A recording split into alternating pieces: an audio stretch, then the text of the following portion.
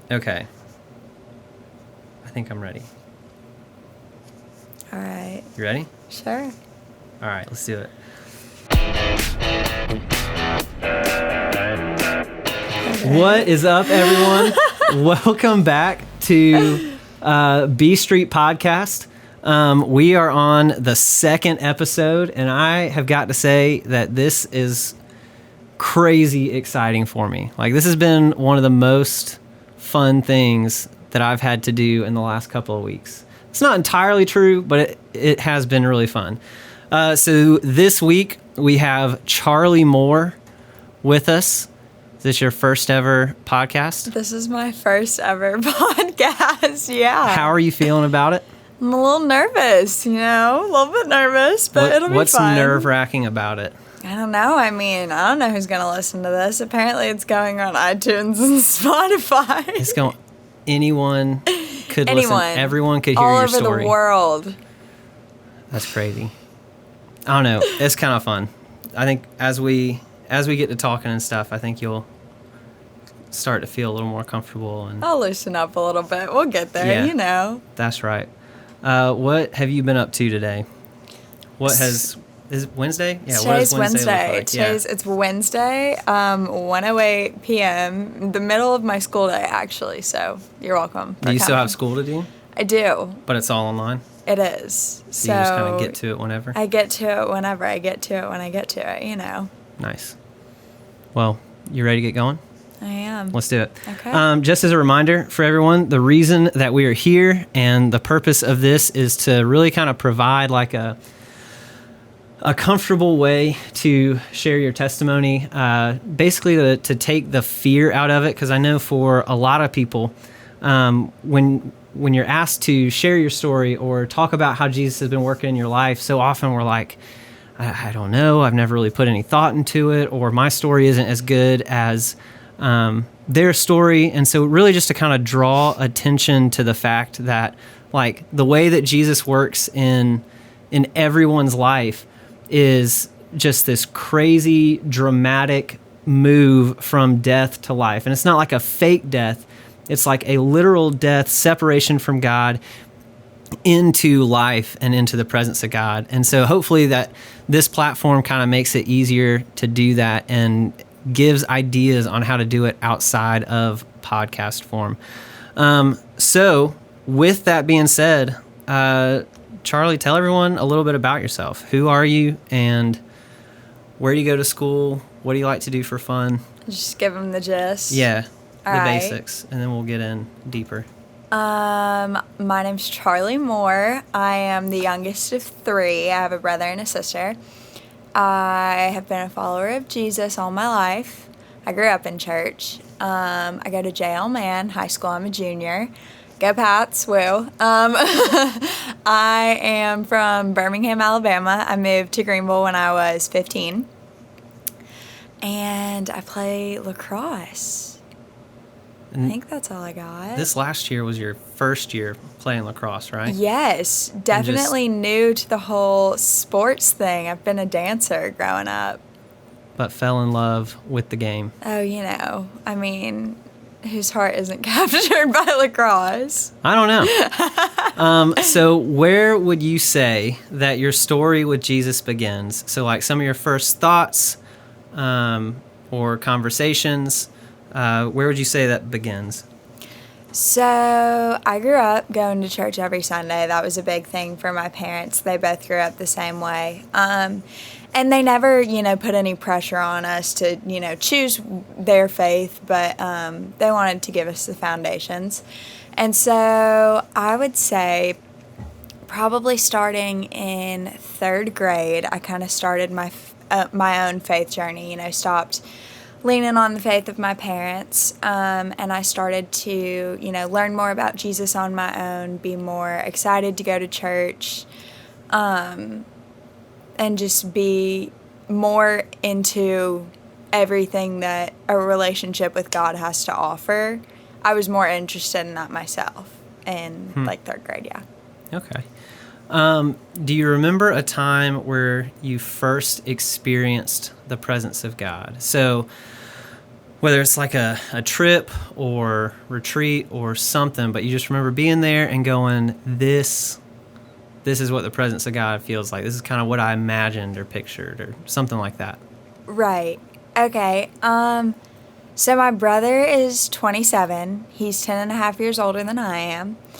And senior night at our church in Vestavia, that's where I'm from, all of the families of the seniors got to go and pray over the senior class, before they went off to college.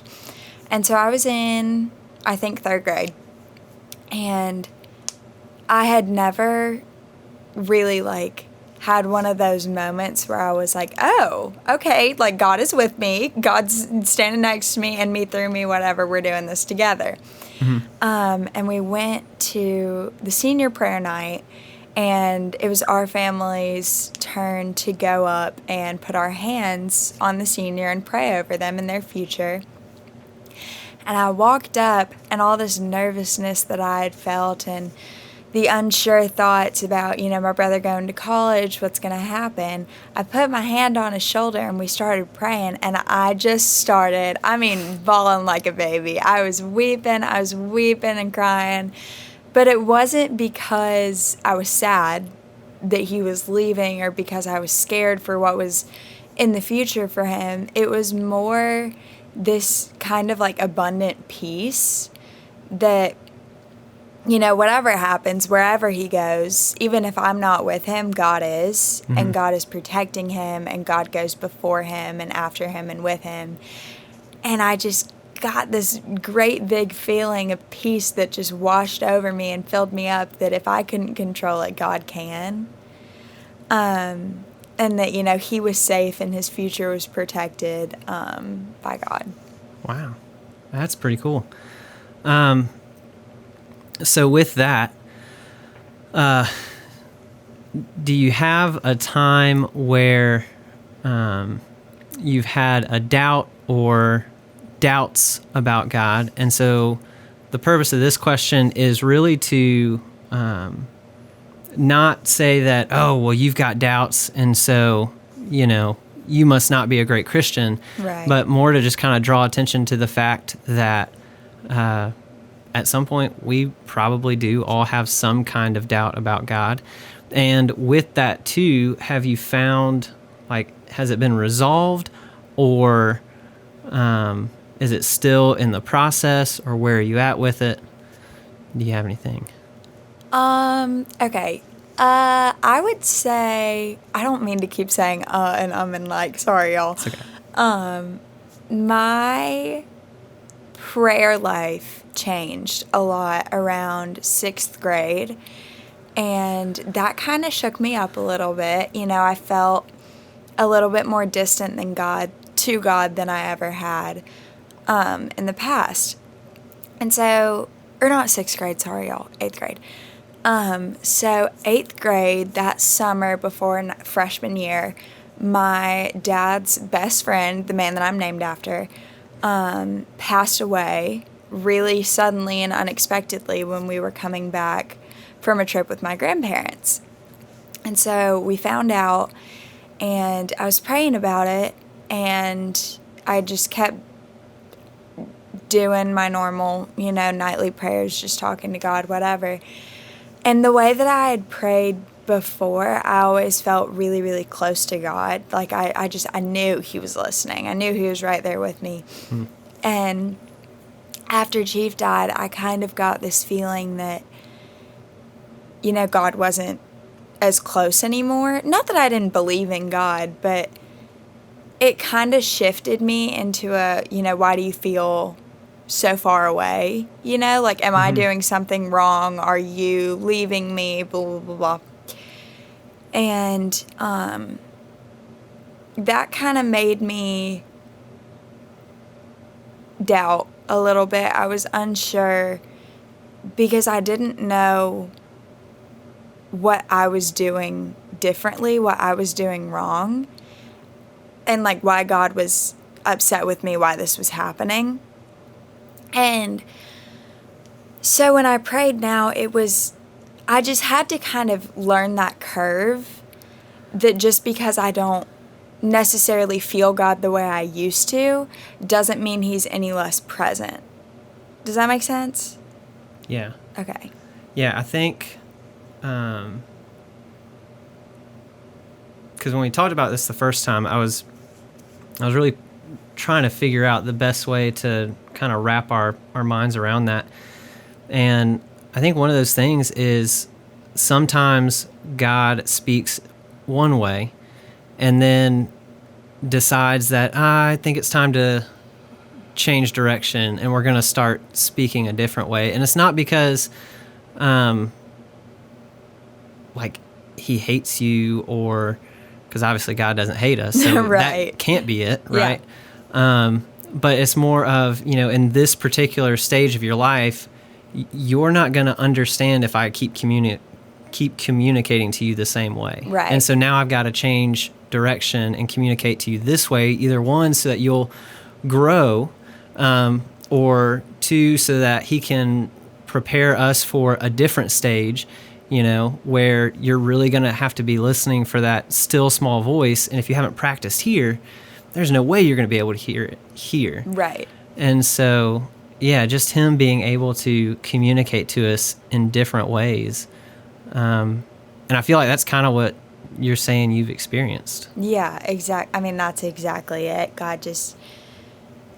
We just started communicating in a different way, and I think that a lot of that was more preparation than punishment. I don't think that had anything to do with God punishing me. I think it was just, we used to communicate this way, and you're going into a different season of your life. Now we're going to communicate this way, Yeah, and that's kind of how, like, all relationships work. Mm-hmm. Like when you're a baby, your parents talk to you in a certain way. Right. And then you hit, middle school, and they talk to you in this way, and then high school this way. And then, so each stage of life, even the way you communicate with your parents changes, or with friends changes. And it doesn't mean that they might not ever go back to this for a second, but it's just we're, moving on in the relationship. Right. So I think that's really cool.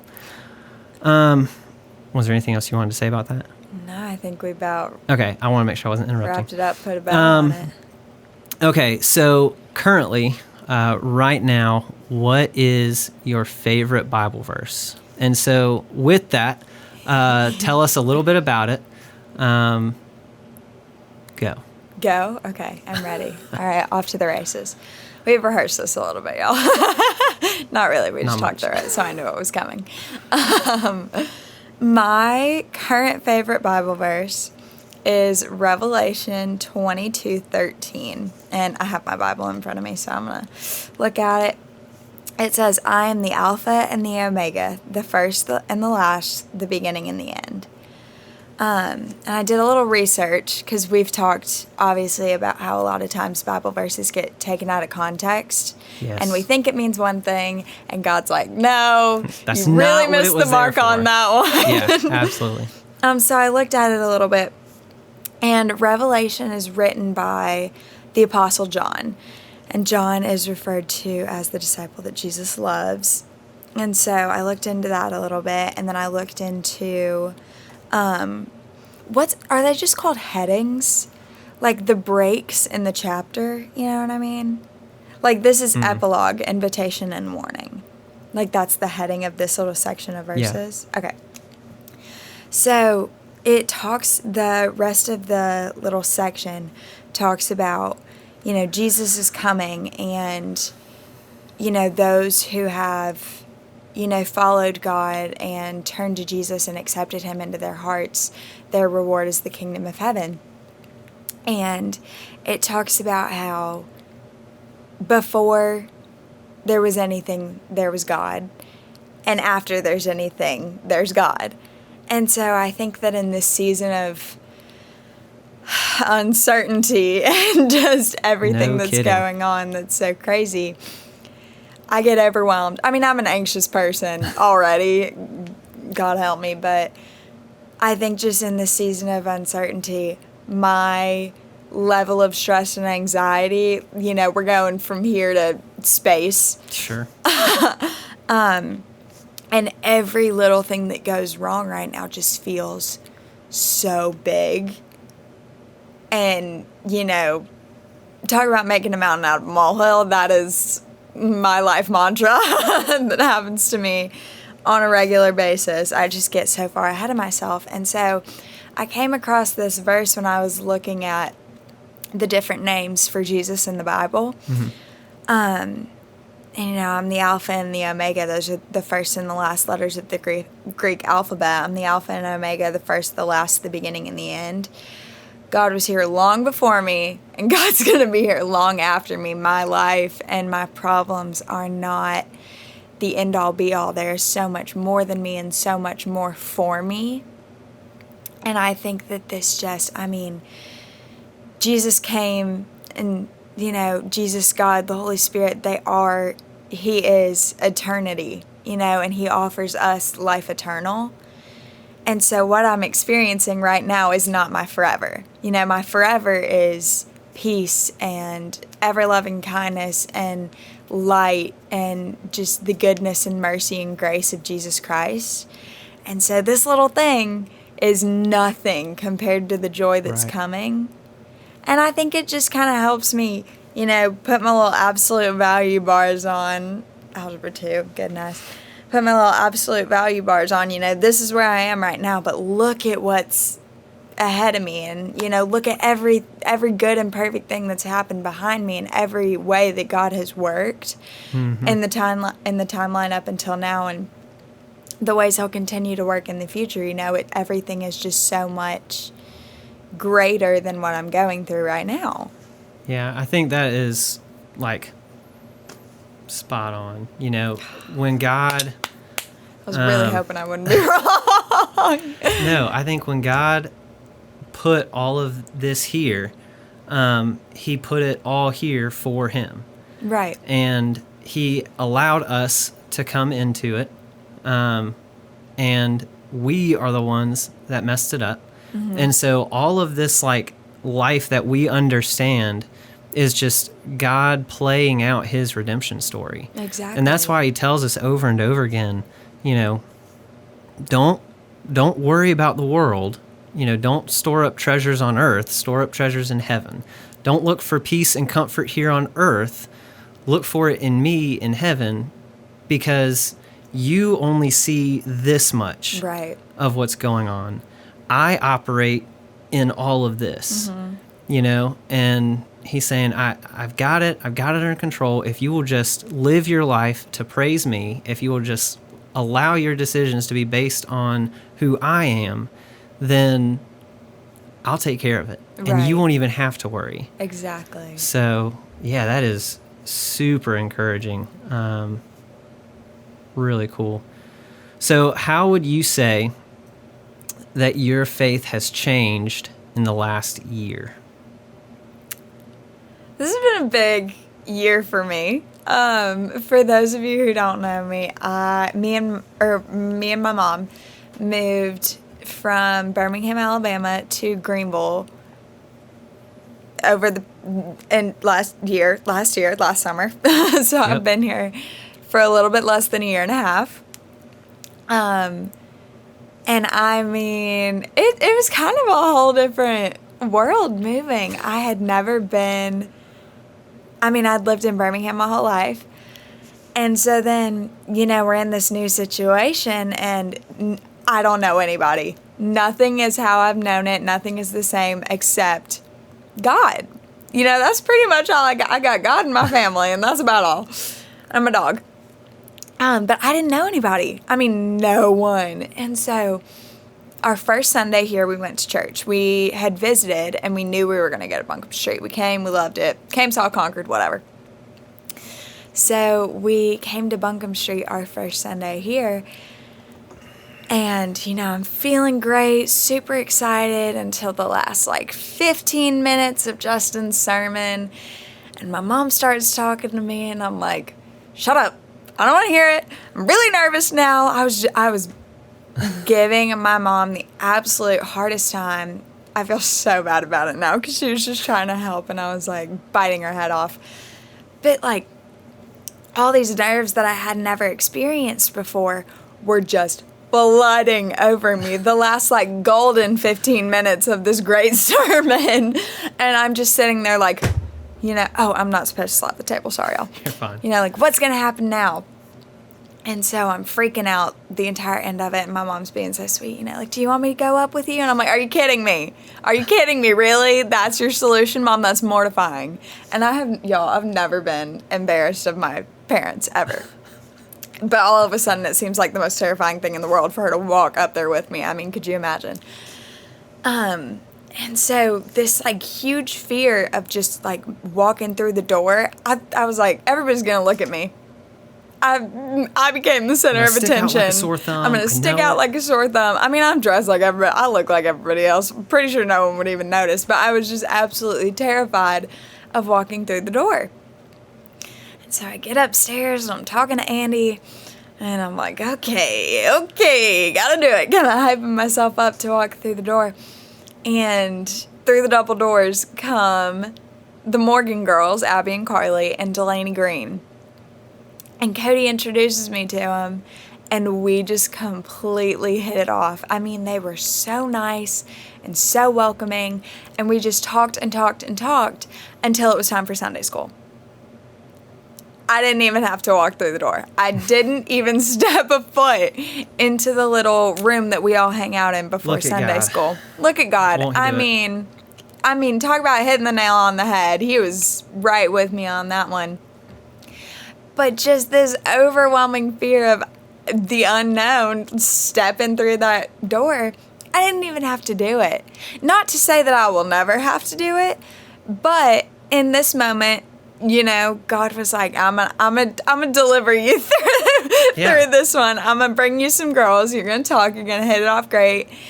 And then you're just gonna focus on me. You're not gonna be thinking about your nerves. You're not gonna be missing the last 15 minutes of the sermon. You're just going to focus on me. And so I think just over the last year, I've learned that, regardless of whether or not I have to step through the door, God's with me, God's for me. And, I'm never alone, even when it feels like I am. And I think that's just been a big focus for me this year. God is ever present with me. Yeah, absolutely. So as we kind of start to wrap up, what would you say has been the most difficult lesson that you've had to learn up to this point?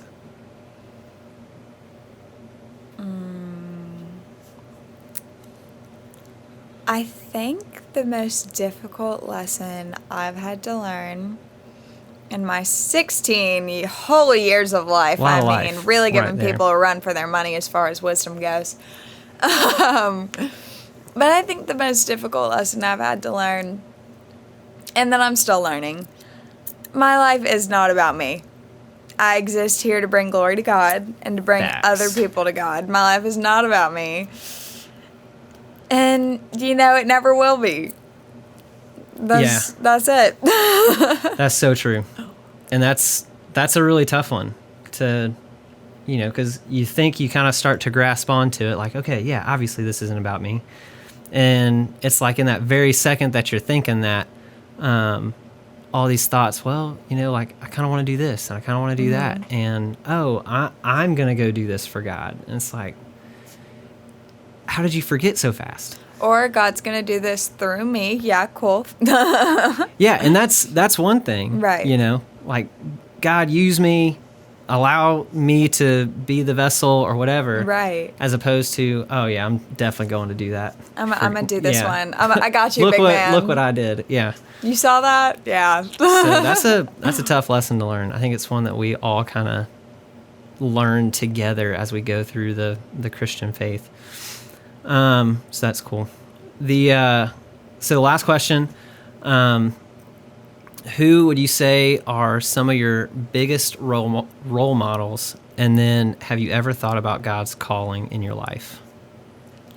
I feel like everybody's gun answer to this should be Jesus. I mean, regardless of whether or not you're a Christian, he lived a pretty perfect and blameless life. And I think that the way he loves people so honestly and so intentionally is something that I should always strive for.